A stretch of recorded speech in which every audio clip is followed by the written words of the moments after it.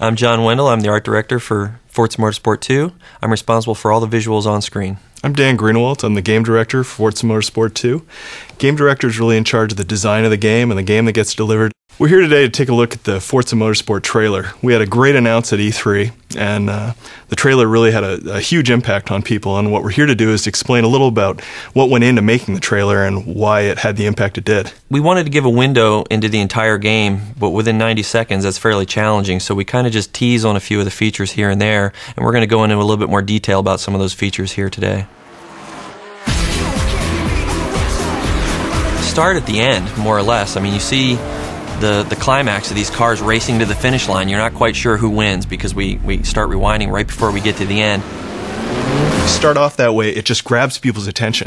And we rewind time back, we reveal the car, we pull away the lighting, the textures, all the things that build this up and kind of strip it down to its core essence, which are these design lines that designers use when they're thinking about a car design. It's a few broad strokes to really capture the essence of this vehicle and evoke this sort of passion and excitement out of people when they see these shapes.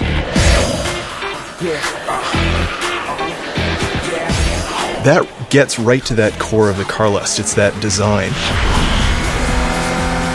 But we're trying to capture that in that design of the car, that you see that line and go, wow, you know, what it sort of tugs at you just a little bit emotionally. You get a little bit of a feeling there, like there's something really cool going on right there. It's the same core, it's that same nugget, it's that car lust, it's the love of cars, car culture, car passion, and tells you something about the team and about the cars and about the game.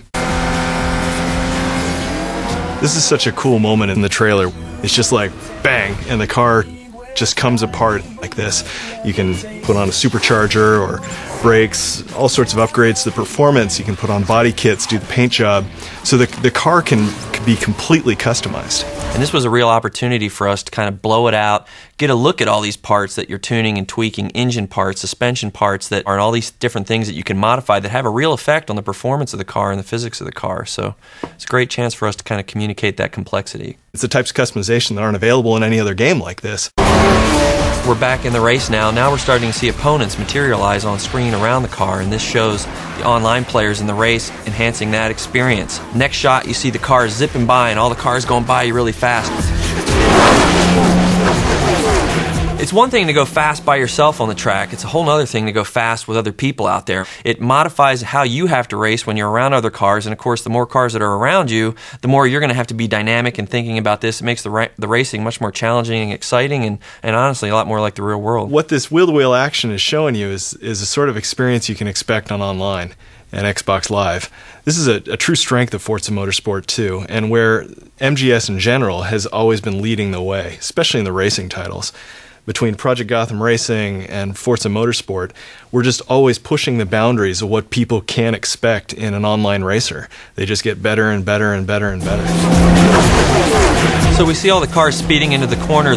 He's trying to pull the pass off, and the Corvette unfortunately is paying the price for his eagerness there. And so we move the camera in there. You see the control arms kind of bending and stressing, a tie rod breaking, things deforming.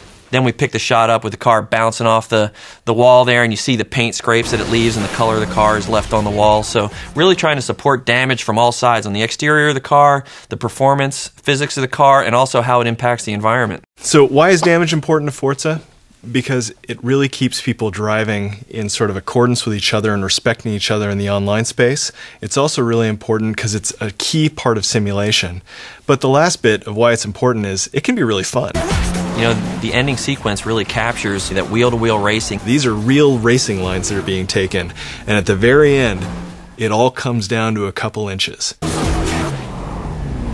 That was really important to us. We didn't want to capture this, you know, kind of fake arcade racing thing. This is a simulator, so I'd say what this end sequence sums up for us is being a simulator and that tension that happens in racing, where you could make a mistake and run your car off the track and damage it, or based on the last turn of the final lap of the entire race, you ended up winning by about a foot.